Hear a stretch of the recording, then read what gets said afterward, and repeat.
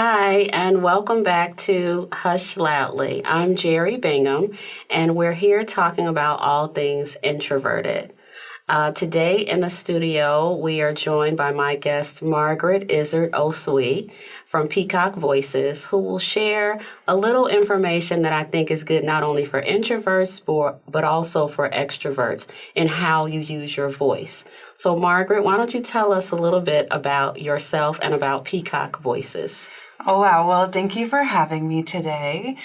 So Peacock Voices, our goal is to help people learn, explore, and own their authentic speaking voices so that they can be more effective and efficient communicators in the workforce and in their lives. And how we do this is I'm a classically trained opera singer, as are all of our coaches. And we've taken the techniques that opera singers use to be master communicators on stage, and we have reduced them into exercises within the spoken voice so that people can learn the art of storytelling and communicating without needing to have these degrees as opera singers. I want to just jump right into Margaret and I have had some sessions.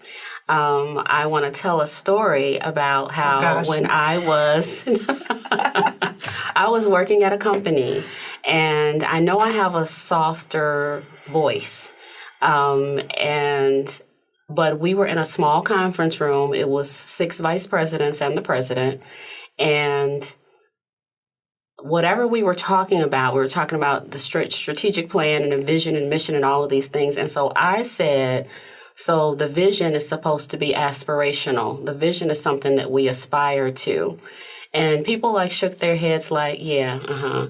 And then there was a facilitator as well. And then maybe 4 minutes after me, a white male who had a deeper, stronger voice, he said, we should call it an aspirational plan. And I was like, I just said that. So, and it's like the room erupted. It's like he had just discovered the cure for cancer. And I was blown away. And I thought, is it my voice? Is it my being female?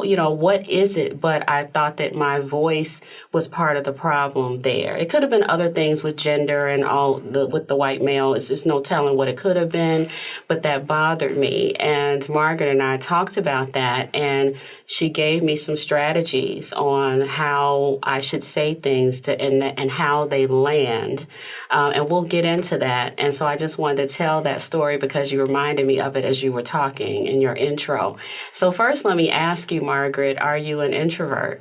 100%. How did you know, or when did you come to this realization? Honestly, it was because my mother made me take Myers-Briggs, and Your mother's brilliant. As far over on the I scale as you could be. Do you remember around how old you were? I was a teenager. See, I love that because it didn't have meaning for me until I was in my 20s and had a Myers-Briggs at a company that I worked. But I wish I had known earlier. So cheers to your mom for doing that and helping you identify that and talk about your strengths and everything you needed to hear as a teenage introvert.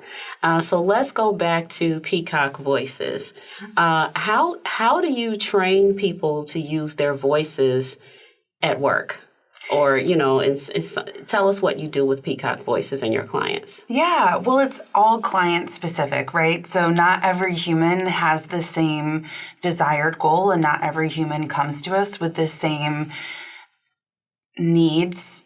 And so really, we actually interview every single client we work with before we sign any contracts or get anything on the books to make sure that what we provide is something that they actually need. And then depending on the needs of the client, we tailor our work. So if somebody comes to us and says, I'm soft-spoken and I'm having a hard time having my ideas heard, which we get a lot, then what we say is we go through and we say, okay, what are the vocal attributes that make people sit up and listen? So what does research tell us that says, okay, this is something that sounds like leadership. This is something that sounds charismatic. This is something that sounds powerful. And then we kind of teach people those vocal characteristics. And it can be anything from tone, resonance. So I can change my resonance and talk like this. Or I could change my resonance and talk like this. It's a little silly. But you can play with your resonance and how colorful and non-colorful your sound is. You can talk about aspiration, how much excess air is in your sound. That sounds sexy. Yeah. What you're talking about. That's a sexy voice. It's like the Marilyn Monroe, like, happy birthday. Breathy, yes. Yeah. But not great if you're trying to take control of a boardroom, right? Absolutely not. So kind of playing with those characteristics. And so what are the things that will make you a commanding presence in the way that you want to be? So if you want to be a really powerful leader or really charismatic or, all of these things, what invites those reactions to people's sounds? And so that's what we do. I think this is so great, especially for introverts, because I think probably many extroverts already have it, or they have that charisma and that gift of gab, so it's easy. They don't have to think about it. But for us introverts, or some of us, I'll say, it may be a little more challenging. So you talked about leadership and charisma. Can you give us an example? Like, how is the voice for leadership, or how is the voice for charisma, or how do you guide your clients to get there? Yeah, absolutely. So if we're thinking about leadership, I can make a couple of adjustments to how I'm speaking with you that are going to change how you interact with me in this space. I feel it. Yeah. Right? So adjustments I made were how I use silence shifted. My pitch got a little bit lower. So we know in kind of Western culture, lower frequencies command that sense of leadership in a way that higher frequencies don't. But there are also ways to build out your sound. So even if you don't lower pitch, it sounds lower. So that's something we work a lot, especially with our cis-fem clients. And so I played with rhythm. I played with my pitch. I played with my resonance. I played with my cadence, how long the phrases were, how short the phrases are, etc. Line, all of those things. And then for charisma, if you're looking to be super charismatic and like, hey, how are you, right? We're looking for a lot of inflection. This is something that comes off as super personable and super charismatic. And so then what if you combine that leadership with that charisma, and then you have a charismatic leader? You just showed us that so brilliantly, and it was just so easy for you to do that. How do you work with your clients in that way? Yeah, so we have exercises that we've created that isolate these various techniques. It's not like, okay, you show up and now do these things. There's there's kind of a method to the madness. So the first thing we do is talk about breathing and how breath is really the key factor in all sound making. And then we move from there into resonance, helping people explore their own resonance options and kind of figure out where they want to settle as a choice. A lot of us grew up in cultures and spaces where we were making our vocal decisions based on the sounds that are surrounding us, right? And so you sound like your parents, you sound like your siblings. Accents are a great example of this. Yes. You go to different regions, there are different accents. If you're surrounded by an accent, you'll pick it up. So basically we try and separate out what is from nurture and instead say you get to make the choice. Right? It's not just something that happens to you. It's something you have control over. So then we work on that. And then depending on the goals of the client, we go through different situations. When we work with entrepreneurs, what are VC firms looking for? Okay, let's talk about those. And each task or each attribute we have exercises that support that. And then clients can practice in between sessions. And typically the goals are work related. So what are typical goals that your clients have? What are they trying to achieve? Yeah, so a lot of our clients are looking for the elusive executive presence. We get this one a lot, whether someone's in a leadership program or they just got a promotion or were passed up for the promotion because of executive presence, this thing that you have to find, right? And sound is so important and so vital behind how people interact with you. So we work a lot with executive presence. We do work quite a bit with entrepreneurs who are looking to get funding, who are looking to kind of build their businesses. So what are ways that can help you sell better with your voice? What are vocal attributes that will make you more attractive and appealing from a sales perspective? Always through this lens of maintaining your identity and your authenticity. I love that. And it's not confidence, right? It's, my question is, these people already obviously have what it takes, or they feel they have what it takes to hold this executive role, to do this, but you're just helping give tools to help them showcase Correct. differently. I had a client say to me once, I need no help with my ideas. And I was like, you're right. I love that. And it really is just making sure that what's going on in your brain can be received. Because when we speak, it's not for us to say, it's for the people listening to understand and internalize. Right. So how can you speak so that those who you want to have understand and internalize can most easily and effectively and efficiently get that information and use it? Mm-hmm. So, yeah, confidence is definitely something that's a byproduct of doing this work. I think anytime you get to know your body and feel like you have more control over your body, confidence comes out of that. But actually, the goal of what we do is to separate emotions from how you use your voice. So when you're nervous, it doesn't matter because you have the tools in place to sound the way you want to sound. If you're angry, it doesn't matter. You have the tools to sound calm. Mm-hmm. If you're right. And so this gives you control and separates emotion from communication. Not that you should be like non-emotional, but it allows you to make that choice. Have you ever had anyone who maybe said that they were told that they sound angry or told that they sound a certain way, and how did you guide them and walk us through that? Yeah, and did you hear it? So when you first talked to them, did you hear what they were saying, or? That's a great question. I wonder how, Yeah, so sometimes I do, and sometimes I don't, but I think also it's because I listen differently, right?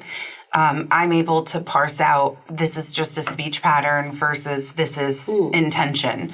And so there are times when I've had people say, like I've had clients come to me and say, I'm coming off as brusque, or I'm coming off as aggressive, or I'm coming off as intimidating. And so in those instances, a lot of it has to do with, one, what's your gender identity? Because that's going to change kind of how we look at that. Mm-hmm. The second thing is going to be, what is your existing speech pattern? What are the attributes that are making you sound angry? And so for women, that looks very different than it does for men, what comes off as aggressive and angry. So we'll do certain things that make your speech pattern more appealing. But again, I'm especially when it's a cultural thing or a gender thing, I'm not interested in erasing people's identity.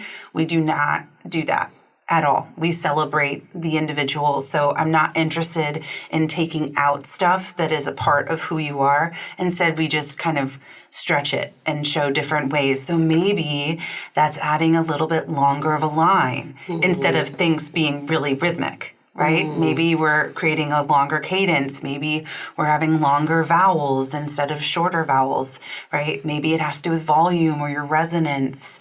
How much aspiration is in your sound if you're looking to de-escalate, allow people to feel safer, more comfortable, right? Maybe your volume plus your pitch. So it's very person specific. This is so amazing. So how did you come up with this idea?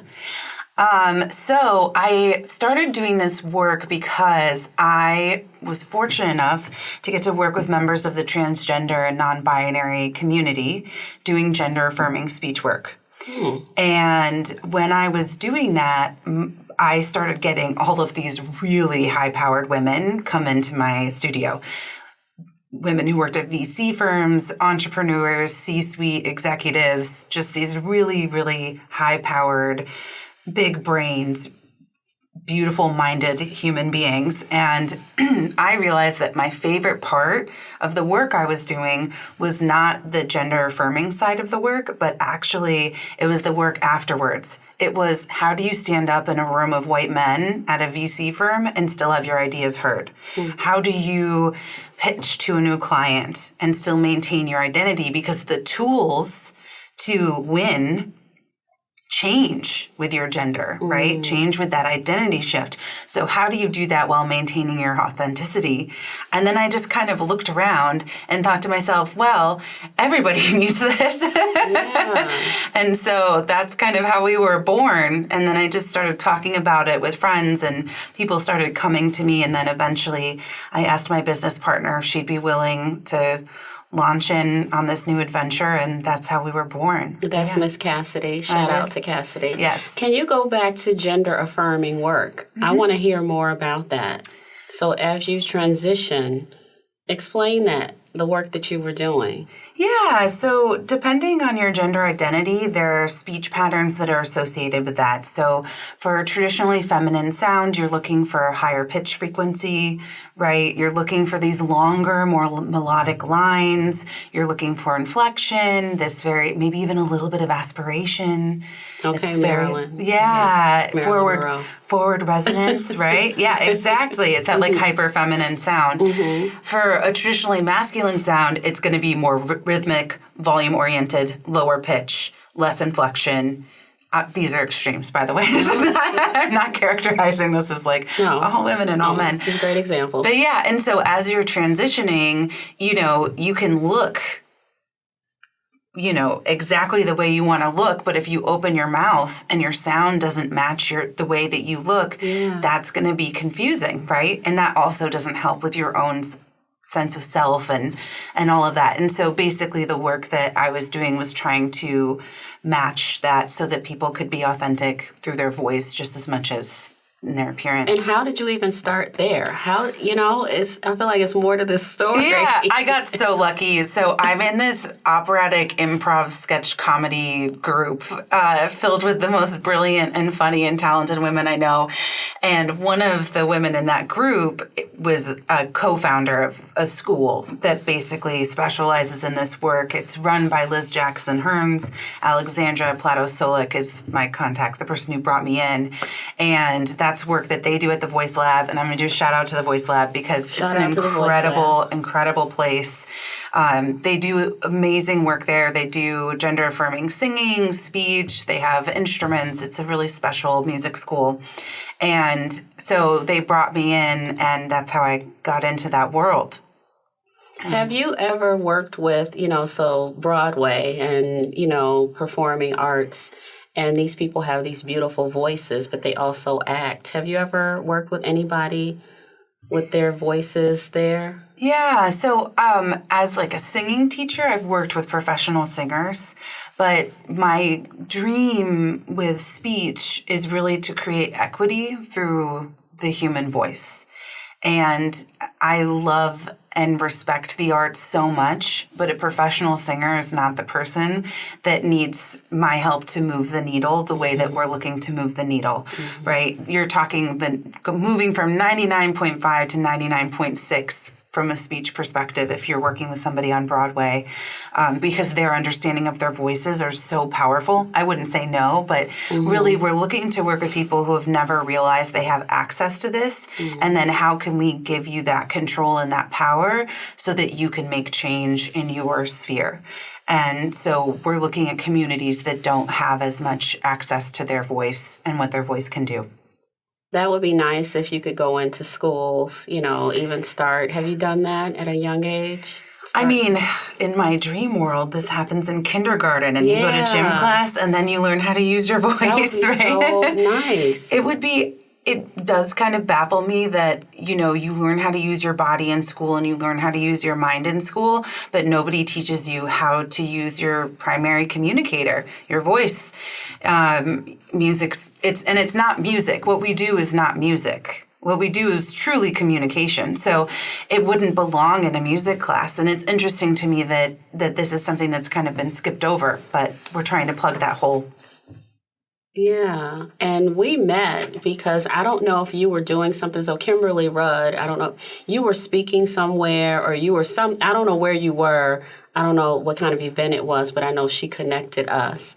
And so I wonder, do you go out and talk to different organizations and tell them about what you do? And how's that? Yeah, so we do a lot of workshops. And we do workshops for corporations, for startups, for nonprofits. I'm doing a presentation in 2 weeks for a very cool nonprofit that supports people who are transitioning from being incarcerated back into normal everyday civilian life. And so how you use your voice if you're going to a job interview, if you're looking for a loan, that kind of thing. Yeah, so we do a lot of different outreach workshops, and we also, like I said, do workshops for companies and nonprofits that support people growing their businesses, that kind of thing. Has there been anything that's been surprising in your workshops or even with your clients?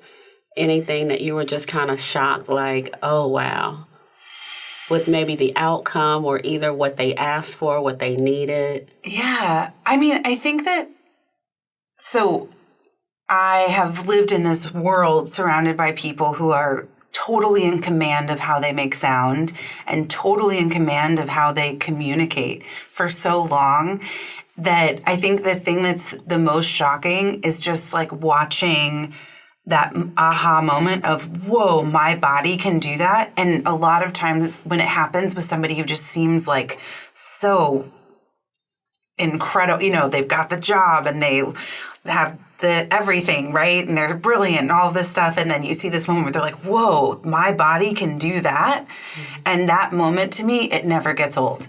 It just is so invigorating to watch people. And it's always surprising to me because taken it for granted for so long. And so being able to experience that, it's an immense privilege and it's very humbling, but also it still blows my mind every time. I know with me, you pointed out, and I don't even know in the recording, but you recorded it so I could hear it later, how I raise my voice or at the end of a sentence, it kind of sounds like a question. And you brought it to my attention, so I try to control that. But I know I don't always win with that. But that was so interesting because it absolutely, I think, makes me sound in a way that I may not want to sound. It depends on the situation because I think I learn how to use my voice where it helps me. But then also sometimes I think because it's soft and this and that, it does not help me. So that was great that you shed light on that. Yeah, I mean, upspeak, which is when you finish phrases and sentences like this, it's a characteristic that's frequently attributed to women. I've had to work on upspeak with almost every client I've ever had. So I think maybe we pay more attention to it when it comes from a woman's body. But the reality is a lot of people utilize upspeak. It's a great tool. I mean, it makes people feel safer almost, right? If I'm trying to calm you down and I want to make sure that you feel like this is a space where, you know, I'm not attacking you and I'm right. And so all of a sudden it's a way to disarm what's going on. But the thing is that it's default for so many women now and so many people.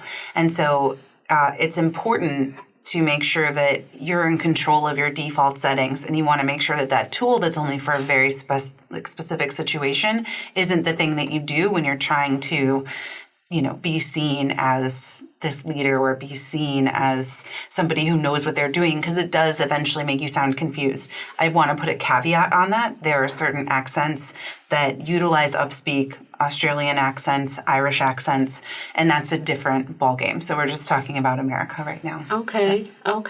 And tell us what you talked about, how you would love to go and talk to kindergartners. What's next, or what's your vision for the future? What would you love to see happen with Peacock Voices? Or who would you love to, work with?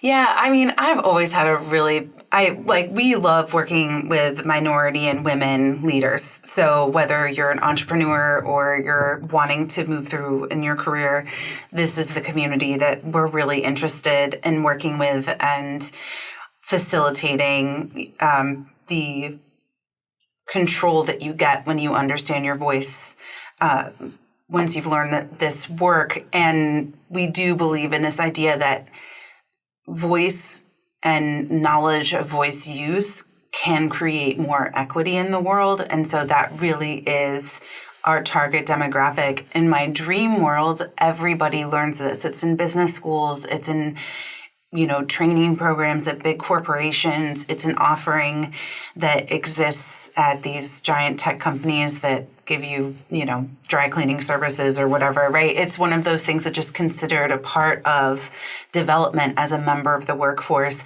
And then, eventually it just becomes something that happens everywhere from a young age. Because imagine what would happen if kids, they say, use your voice to kids.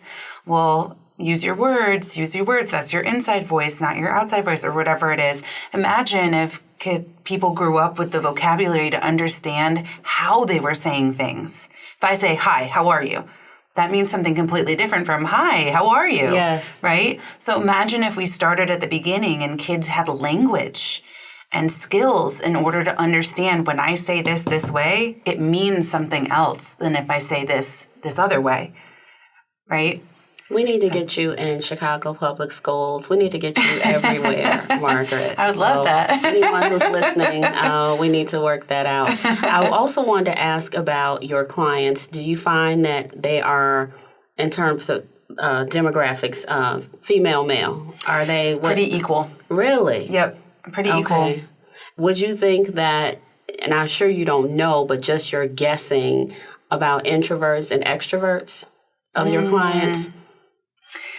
I don't know this for a fact, but I think my guess would be, just like thinking through personalities, the men that I work with tend to be on the introverted side, and the women I tend to work with both. But I wouldn't say there's one or the other. Okay. I think that, I think that I get both on that side. Okay. And tell us, for those who are listening and want to get in touch with you and follow you and have you come to their school or their organization or hire you because they're trying to become a CEO or whatever, how can people get in touch with you and Peacock Voices? Yeah, so you can visit our website at www.peacockvoices.com.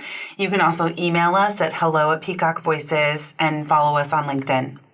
Okay, thank you, Margaret, for joining us today on Hush Loudly on CAN TV. Awesome. Thank you so much for having me.